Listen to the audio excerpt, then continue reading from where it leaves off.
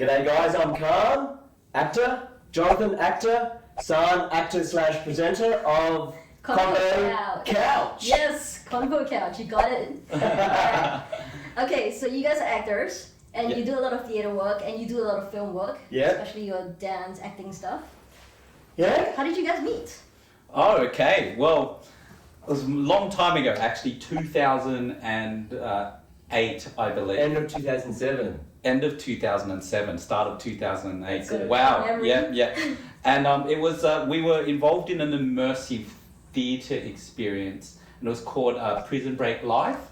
So Prison Break Live is a live attraction that was based on the TV series. Okay. So the producer, Linton B. Harris, his production, Southern Impact Productions, does productions all around the world, like kind of like Haunted Mansion, but licensed Haunted Mansion. Okay. You know, there's like Alien versus Predator, there's like Saw Live, there's,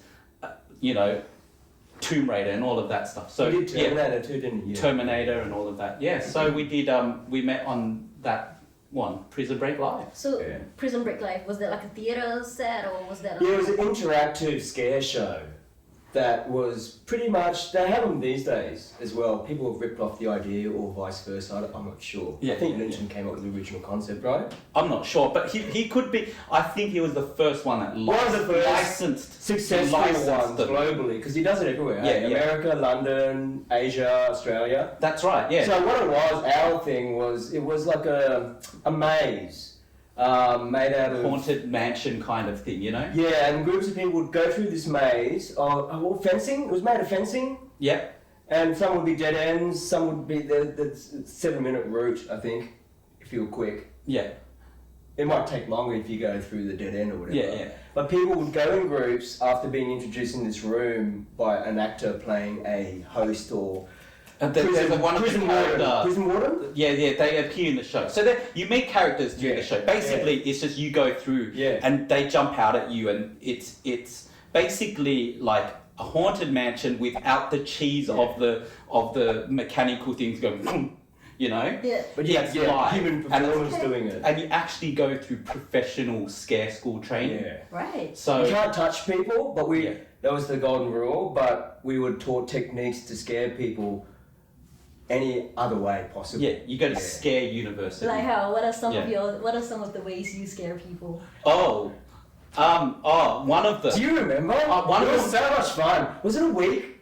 It was a week-long training. Yeah, it was a week-long training. I remember there's this one called, I don't know, I'm not going to say these names because I'm not sure if these are all copyrighted IDs or not. Yep. But let's just say there's this one where you can just like follow their head.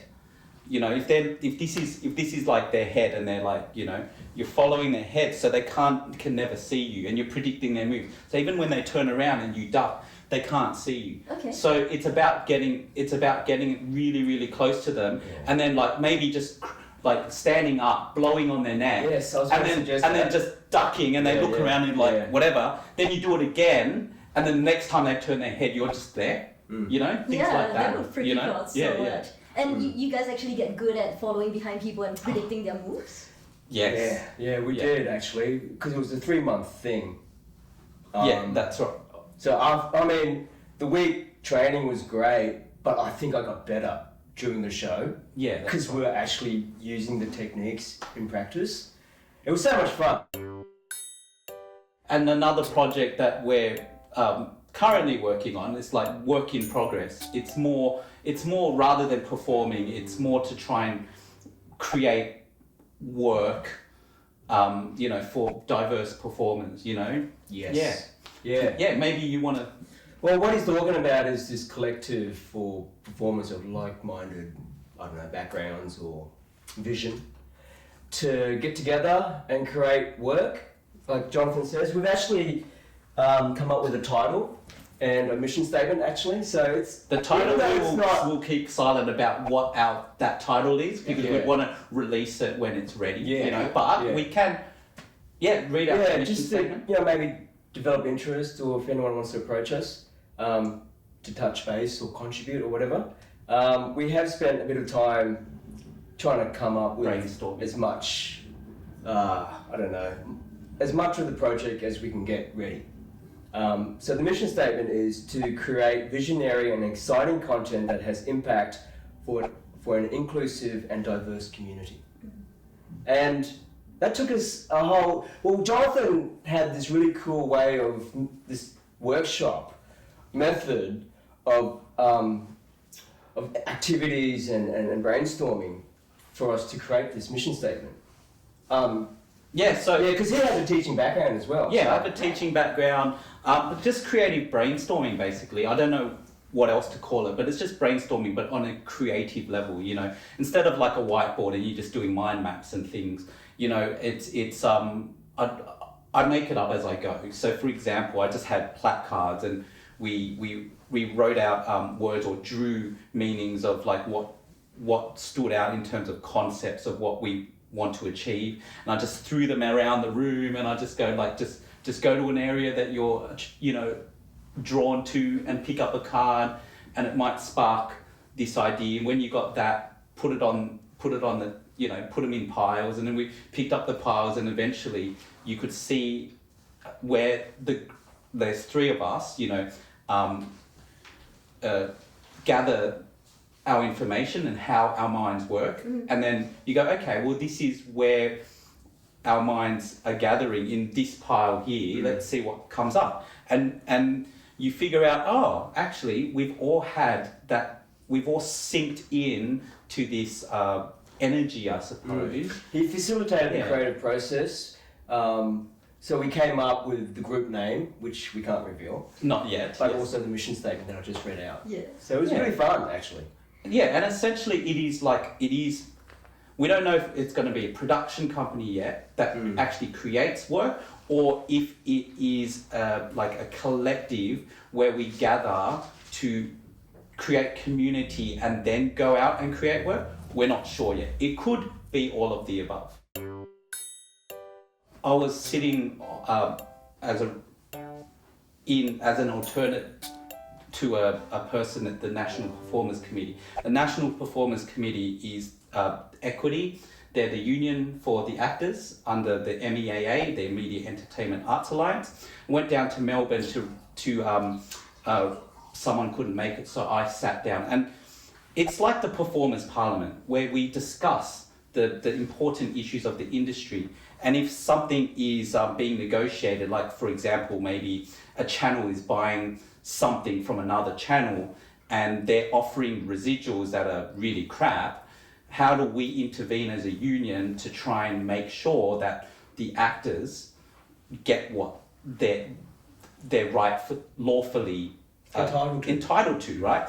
But one person, the Vice President, Jonathan Mill of the Federal Council there, said one very, very important thing that just stuck with me when I was down there. And he said that it's not his exact words, but it's something along the lines of this industry, the people that actually relies on a deep poverty of actors in our industry. Yeah. You know, it relies on that. Yeah. You think about it, and it's so true, and it's so depressing at the same time. And what he means by that is, you think about it, how many people do we know, or you know, or out there, do you know of actors that accept things underpaid or do things for free for the sake of contributing to the art? Does that make sense? And it's just the industry is rife with that. I'm not saying that the industry is bad. It's, you know, it's not. But there are there are good and bad in everything. But it's actually just sticks with you, doesn't it? The industry relies on a chronic, he said, chronic poverty of actors to make the industry survive. See, in broader terms, that happens globally in any industry, a lot of industries. So another classic example is poor people can't afford housing, for example. So rich people take advantage of that and build all these housing commission type condos or whatever, and they get all these poor people in for cheap, and they get in that cycle. They get stuck into that accommodation.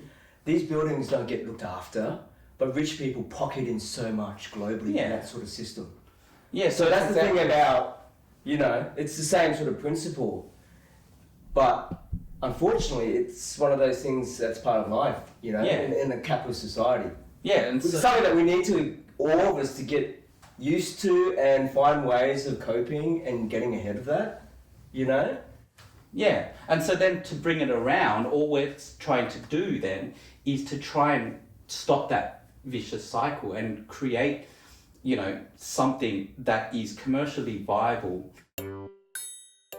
Alex Proyas, he said the best advice he can give to filmmakers today is not go with the traditional studio system because it's a nightmare. It's controlled. It's whatever that you've heard. It's all true. It's creatively stifling. It's all about the money. But if you can successfully create a web series or a film and put it online that resonates with millions of people, you've got success there, and the money can follow that model of filmmaking, because you can attract sponsors and interest from investors or whatever that way, Yeah, it's taking that in your own hands. That kind of helps with that, but it's interesting because that issue of production companies out there or whoever taking advantage of actor poverty or performer poverty. Sure, YouTube allows people of any means to create their own content, but you're still competing with people who've got means. Yeah. So there's that sort of, I don't know, what would you call that? The unfairness gap. Yeah. But I do see your point. I do feel like there is that trend where actors are sort of becoming more of an entrepreneur.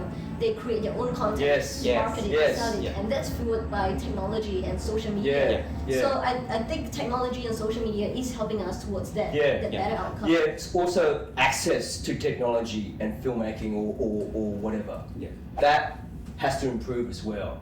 I mean, sure, YouTube's there, but then people may not be able to afford filmmaking equipment or whatever. But these days, actually, you can create films just on your mobile phone, right? 4K resolution, done, And if we continue this train of thought, do you think the future would be more of actors just completely not going with the studio system and just doing their own thing? Yes, because of the access to it. It's easily and more widely accessible than us trying to get into a Disney film or Paramount Pictures film, and because they have their own agenda. Of course. I don't want to get too political, but it's true. Yeah. And I mean, obviously, everything we're saying is just our own opinion based on our own experiences. So we're not trying to push an idea or if Disney calls me, I'm gonna obviously say yes. But my opinion is, from what I know, is that the studio system, is changing. People are going into Netflix and everything like that now. Studios are actually producing things for SVOD, subscription video on demand, I don't know if a studio will completely change, but if like anything, a studio does not evolve to adjust, then they'll just die, just like everything. Anything else you guys are doing in life? I'm doing several things actually. I like that question actually. Doing things. Anything else that you're doing in life? And we'll talk about that later. Actually, I've got an idea. But so I do some teaching artist work for a theatre company called Monkey Bar Theatre Company, and we go around to remote communities to teach them about theatre. So Monkey Bar Theatre are doing Possum Magic at the moment to 60 plus venues all around Australia, which means for every child in Australia, they're within 2 hours of seeing the show. Every single child has access to this show within 2 hours. That's a great thing. And you mentioned just now that you like that phrasing of the question. What are you doing in life right now? Yeah. Again, it's this whole thing that I learnt when I was down there for the National Performers Committee. this whole discussion about trying to change the way we talk to each other, especially. You know, this industry is so up and down, you know. When you're high, it's like it accesses the same part where you're taking drugs. So obviously when you're low, you want that high again. So naturally, as an actor, you're chasing highs all the time, which is the reason why the industry has a lot of, you know, suicide and depression. Poverty as well, right? active poverty. Yeah, right? Because it's that, isn't it? Now, if, like, that question, that one simple question, what are you doing in your life at the moment, has the power to change the way we think about our own personal well-being as performers, right? So let's just take an example. Your opening night of the musical, I don't know, Phantom of the Opera or something, and everyone gets invited from the industry and you're in the opening night party, you hear a lot of conversations. It's literally like, so what are you doing at the moment? And they actually mean like, what are you doing in the industry? Or what show are you doing next? And can you imagine if you had no show, which is a majority of the people in the room, right? They'll go, oh, how do you answer that? It's emotionally traumatic, actually. Oh, right, yeah. And you just go from group to group to group, and it's like it's the same. Yeah. It's such a weird culture. It's like actors know that themselves, that, you know, you might not be working all the time, but they ask other fellow actors that same question, and it's sort of like a self-fulfilling prophecy. Yeah. It's like, well, because it's one of the human things for us to do is just compare. The advice I would give, first and foremost, is it's very easy to be distracted by the industry. It does, for anyone that starts out, appears to be glamorous. It does appear to promise all these things when you go down this path, or at least the idea of having those things is really attractive. My advice, first and foremost, is if you're not connected, is always focus on you and your well-being. Because if you don't focus on you, right, how are you able to best serve your art, to best serve the industry? My favourite people to work with are the people that you work with, director or actor or producer or even any crew. They lift you some way because of your interaction with them. They might say something to you, or they might give you a tip or whatever, some notes, and you go with that. Don't fight it. Just go with whatever, because you need to collaborate when filmmaking, right? Yeah. You have your own thing, but you need to collaborate and be open to that. And every time that I've done that, I've learnt from it and I've grown and I've bettered myself. I very, very much believe that the world is a self-reflection of who you are and how you see it.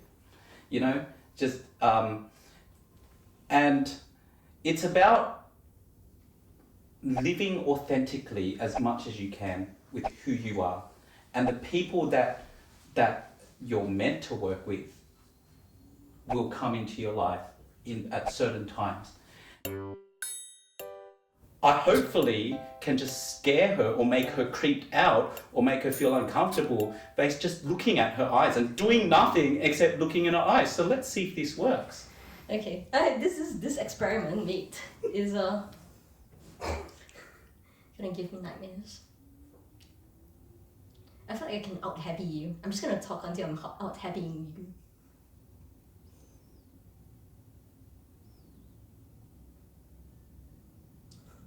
You know, when other people laugh, the other person would laugh too.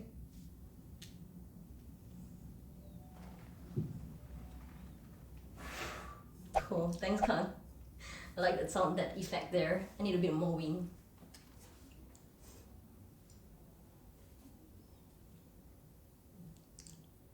Can I make an analogy?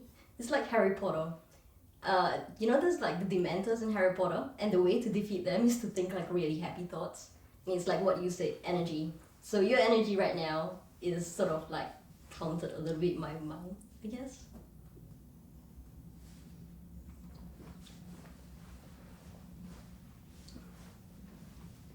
Sorry. So, I had to break. so I'm hoping that, like, even though it wasn't obvious, I'm hoping that. Oh my God, we just taught a whole generation of people to be we're stalkers. The fact that you tried to distract yourself or tried to, shows that you're trying to. It was a defensive mechanism. Yes, it was a defense mechanism, right? So even if on the subtlest thing, if it creates that, if you just go, oh, that doesn't scare me, and you just didn't do anything, whereas you just kept staring at me and just trying to talk yourself out of it, right? That in itself is the birth of something. And obviously, I'm just saying, I said, hopefully I can do it without doing anything. Obviously, I can add stuff to it that would just make, I could have just suddenly just leapt at you and you would have just, but that wasn't my point. My point was trying to do something without doing something first. Yes. And then, That was quite intense. I was looking from here.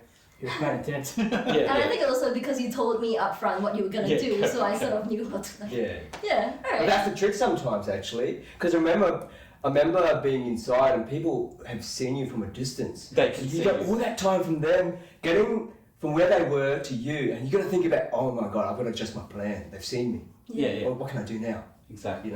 Yeah. I could have done something, and that would have just startled you, but that wasn't the point that I was trying. I was actually more creeped out listening to you explain how you were actually scaring me. Like, to be honest, I think it's my mind playing on. That's right. So. Well, he planted the seed. That was enough. Yeah, that's right. Check. And so that, everyone, is courtesy of Linton V. Harris of Sudden Impact Productions. Look them up. They're really good. They've got this place in Malaysia called Sunway Lagoon, and they do this Fright Night, something like that. Like they do it once a year or something, and it's that there's just a scare part, like a nightmare part, basically. Go there if you like your horror movies. Yes. Thanks everyone for hanging with us on the Convo Couch, and remember to check out Khanh and Jono in the links below. Thank you. Bye. Bye.